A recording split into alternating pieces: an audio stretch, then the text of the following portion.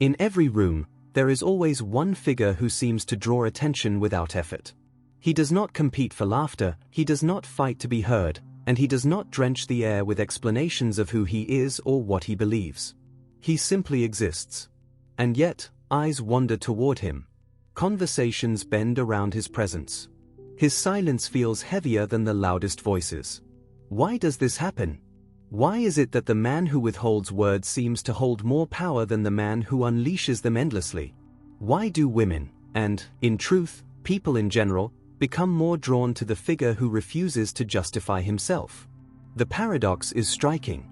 Human beings are social creatures. We expect that charisma, influence, and attraction should belong to the loud, the charming, the endlessly articulate. And yet, time and again, it is the quiet figure, the enigmatic one, who haunts the imagination. A single unanswered question can be more seductive than 1,000 explanations. Nietzsche understood this paradox better than most. He was obsessed with the dynamics of power, with the question of what makes one human being rise above another. For him, strength was never measured by how well one followed the crowd or how desperately one sought to be understood. True strength was found in independence, in the ability to stand apart, to exist without bending to the expectations of others. And silence, the refusal to explain oneself, is one of the most primal signals of such independence. Consider the contrast. One man explains endlessly, trying to justify every choice, every action, every silence. His words pile up like a fortress built out of insecurity. The other man does not bother. He is not rude, but neither is he apologetic. He trusts his own judgment. He lives according to his own rhythm, with or without external approval. The first man seeks validation. The second man radiates authority. Attraction, whether romantic, social, or political, does not always follow logic. It is shaped by deep, unconscious signals of dominance, mystery, and self-possession. The refusal to explain oneself suggests abundance, the sense that one's time, attention, and energy are not commodities to be thrown away cheaply. It signals a kind of inner wealth, the mark of someone who has no need to beg for understanding. This is the unspoken mystery. It is not arrogance, nor is it coldness. It is a quiet refusal to reduce oneself into words, into arguments, into explanations that strip away the aura of independence. Women, and people in general, are drawn to it instinctively because it feels like a rare force in a world full of desperate noise. It is here, in this tension between explanation and silence, that Nietzsche's philosophy comes alive. He forces us to ask, is power built from what we say, or from what we are willing to leave unsaid?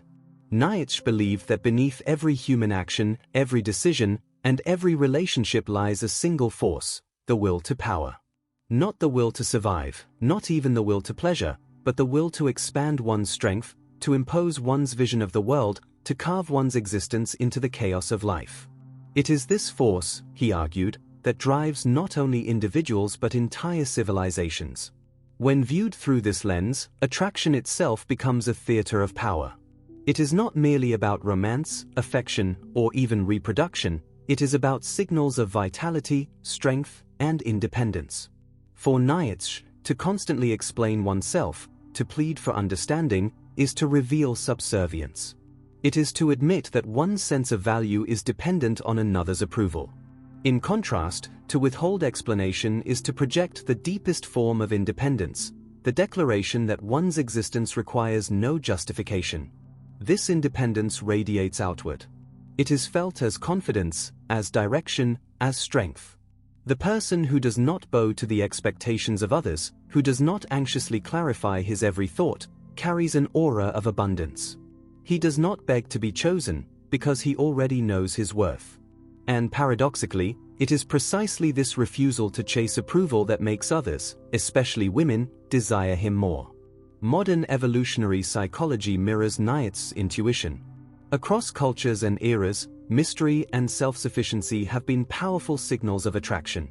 They suggest resilience in the face of adversity, an ability to protect and provide, and a confidence that does not collapse under social pressure. Just as animals sense strength not from frantic displays but from calm dominance, humans are wired to notice those who move through the world without desperation. Nietzsche would argue that the man who lives authentically, who shapes his values instead of borrowing them, naturally becomes more magnetic. He does not need to persuade others of his worth. His very refusal to explain himself becomes a kind of proof. To seek explanation is to seek validation. To reject explanation is to assert self-sufficiency. And it is this tension that lies at the heart of attraction, the craving for those who embody freedom from dependence. Women, like men, are sensitive to power. Not brute force, but psychological power, the ability to stand alone, to remain unmoved by the tides of popular opinion. Nietzsche saw the world as divided between those who create values and those who inherit them. The former become leaders, objects of fascination, the rare individuals who radiate strength. The latter become followers, forever explaining, forever apologizing, forever adjusting themselves to the gaze of others. In relationships, this dynamic is unavoidable. To explain oneself endlessly is to hand over one's power, to reveal one's insecurity. To refuse explanation is to embody abundance, to signal that one's sense of self is not up for negotiation. This does not mean arrogance, nor does it mean cruelty. It means living from within, guided by one's own compass, refusing to allow one's worth to be determined by the crowd. The will to power, then, is not about domination over others, it is about mastery over oneself. It is about living with such strength of being that one no longer requires external justification. And in this, Nietzsche provides a profound insight into attraction, that desire is not drawn to the man who seeks to explain his worth, but to the man who silently embodies it. Human beings are addicted to questions. We crave answers not because every answer is useful, but because our minds cannot tolerate unresolved gaps. Psychologists call this the curiosity gap, the discomfort we feel when something is left unsaid, when a piece of the puzzle is missing. And the more important the puzzle feels, the more obsessive the search becomes. Mystery, then, is not merely attractive, it is psychologically irresistible. A person who refuses to explain themselves, who leaves more unsaid than said, creates a kind of mental vacuum in those around them. Our minds rush to fill it. We speculate, we project, we imagine. What drives them? What do they think? Why do they act this way? Every unanswered question deepens the pull. This is why silence often feels heavier than words. It is not emptiness, it is space charged with possibility. Over-explanation, by contrast, destroys this aura. It closes the loop too quickly, relieving curiosity before it has had time to grow. In the same way that a magician loses his power once the trick is explained, a person loses their allure when every gesture, thought, and decision is justified. The spell is broken. Psychology also teaches us the scarcity effect. When something appears rare or difficult to obtain, its perceived value multiplies. A person who withholds explanations, who is not immediately accessible, signals scarcity. Their attention feels more precious, their time more valuable. The very act of restraint transforms ordinary qualities into something extraordinary. And so the refusal to explain oneself becomes not just an act of independence, but a strategic amplification of one's worth. Nietzsche's vision of the overman aligns perfectly with these findings. The overman is not the one who begs to be understood, nor the one who bends himself into acceptable narratives. He is the one who lives by his own laws, who creates his own values, and who requires no justification to do so. His power is not loud, nor does it demand constant recognition. It radiates precisely because it is self-contained. Silence, for Nietzsche, was not weakness but proof of an inner abundance that did not need the applause of the herd. What modern psychology explains in terms of curiosity and scarcity, Nietzsche framed as the eternal struggle between dependence and independence, herd and individual. To seek validation endlessly is to live as a slave to the gaze of others. To withhold, to resist the urge to over-explain, is to stand apart, to carry an aura of mystery that signals strength rather than need. This does not mean that silence alone creates attraction. What matters is the source of that silence. If it arises from fear, avoidance, or insecurity, it repels. But if it flows from genuine self-assuredness, it captivates. People instinctively sense the difference. True mystery is not an act or a trick, it is the natural consequence of living authentically, without the compulsion to justify one's existence. And so, mystery and intrigue are not accidental features of attraction. They are rooted in the deepest structures of the human mind. They emerge whenever curiosity is triggered, whenever scarcity is signaled, whenever independence is demonstrated. Nietzsche's Overman and modern psychology both point to the same truth: power is not always in the words we speak. Sometimes, the greatest force lies in the spaces between them, in what we refuse to explain, in the silence that makes others lean forward, searching for meaning that will never be handed to them. Throughout history, the most magnetic figures have often been those who spoke the least. Their silence was not emptiness, but a kind of living declaration, a presence that carried more weight than speeches ever could. The ancient world understood this well. Kings, warriors, and rulers rarely explained themselves. Their decisions were often final, their silence interpreted as strength, their restraint mistaken for wisdom. In times of chaos, the man who does not rush to justify himself appears unshakable, like a pillar standing against the storm. Consider Alexander the Great. Accounts of his life describe not only his extraordinary conquests but also the aura he carried. He did not waste time persuading others of his greatness, he demonstrated it through decisive action. His charisma was not in lengthy explanations but in the certainty of his vision. Likewise, Napoleon Bonaparte, though often painted as verbose in strategy, inspired fierce loyalty less through words than through sheer presence.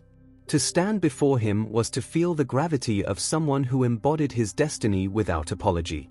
This archetype has endured not only in history but in art, literature, and film. Heathcliff in Wuthering Heights is a man of few words, yet his brooding silence makes him unforgettable. James Dean's portrayal in Rebel Without a Cause gave birth to an entire cultural image, the rebel defined not by speeches but by what he withheld. And Clint Eastwood's Man with No Name remains one of cinema's most iconic figures precisely because he resists explanation. His silence becomes his language, his mystery his power. What do all these figures have in common? They embody Nietzsche's critique of the herd. Most people seek comfort in approval, safety in conformity, and validation in being understood. But the enigmatic figure, the one who refuses to explain himself, breaks from the herd. He does not beg to be seen, he forces the world to notice. This refusal becomes magnetic because it represents something most people secretly long for but cannot achieve: independence from the gaze of others. The archetype of the silent, magnetic man persists because it resonates with a universal human truth. Words are easy, explanations are endless, but silence is rare. Silence requires a foundation of strength, of inner certainty, of willpower that does not need constant reinforcement.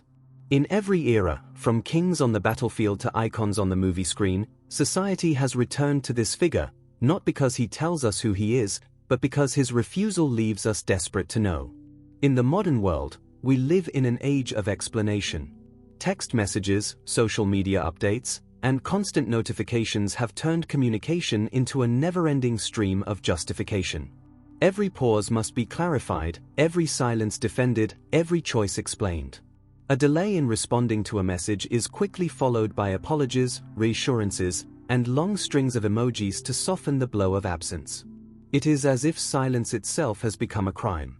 But beneath this surface of constant connection lies a paradox. The more one explains, the less one is believed. The more one justifies, the weaker one appears. This is nowhere more evident than in modern dating and relationships.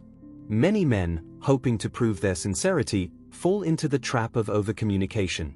They write long messages to clarify their intentions, they apologize for perceived slights that were never even noticed, and they fill the quiet spaces of a relationship with words meant to protect against misunderstanding. Their reasoning is simple: if I explain myself clearly enough, if I leave no room for doubt, I will be understood, and in being understood, I will be loved. But reality is crueler and far more complex. For each word of reassurance, a subtle weight of insecurity is revealed. Each act of over-explaining signals a dependence on external validation, a need for approval that undermines the very strength they seek to project. Nietzsche would not have been surprised. He understood that behind the compulsion to explain lies a hidden morality, a morality of weakness, of dependence. What he called slave morality was not defined by cruelty or submission in the physical sense, but by the desperate need to be accepted by the collective, to be loved by the herd. In this sense, modern over-explanation is the psychological manifestation of slave morality. It is not born from strength, but from fear, fear of being misunderstood, fear of being rejected, fear of standing alone in silence. Contrast this with what actually inspires desire and respect. Women, whether consciously or unconsciously, often respond most powerfully not to the man who explains himself endlessly, but to the one who can remain silent, who can tolerate ambiguity, who can endure the discomfort of not being immediately understood. The man who does not rush to justify himself projects something greater than reassurance. He projects self-possession. He reveals, through his silence, that his world does not collapse if another person misinterprets him. He does not beg to be seen correctly, he simply is. This ability to walk away, to live with misunderstanding, to resist the compulsion to explain, embodies the Nietzschean strength of living by one's own values rather than bending to the judgments of others. Think of how this plays out in the smallest moments. A delayed reply. A cryptic message. An unexplained absence. For the insecure man, each of these is a crisis requiring immediate repair. He rushes in with words, eager to prove he meant no harm, that he is still loyal, still attentive, still worthy of affection. But for the man who embodies strength, none of these requires explanation. He knows his worth does not depend on the other's interpretation. He understands that misunderstanding is inevitable, even necessary, in human relationships. Instead of erasing ambiguity, he allows it to breathe. And paradoxically, it is this space of uncertainty that creates attraction, respect, and even fascination. In the end, modern dynamics reveal an ancient truth: those who over-explain give away their power. They demonstrate that they value being liked over being real, being accepted over being authentic. And in doing so, they diminish themselves. The silent man, by contrast, does not merely refuse to explain. He demonstrates that his life, his values, and his sense of self are not up for negotiation. And that is why, in a world drowning in words, his silence speaks loudest of all. Silence is often mistaken for emptiness, for absence, for a lack of substance. Yet history tells us the opposite. Silence, when wielded with intention, is not weakness but power. Beyond the realms of romance or personal relationships, silence shapes politics, art, and culture in ways that words alone could never achieve. The principle transcends gender, reaching into the universal core of human dynamics. The less one justifies, the more one commands. Consider political leadership. The greatest figures in history rarely explain themselves at length. They spoke with brevity, with finality, with a sense of inevitability. Lincoln's Gettysburg Address lasted barely 2 minutes, yet it has outlived entire volumes of political rhetoric.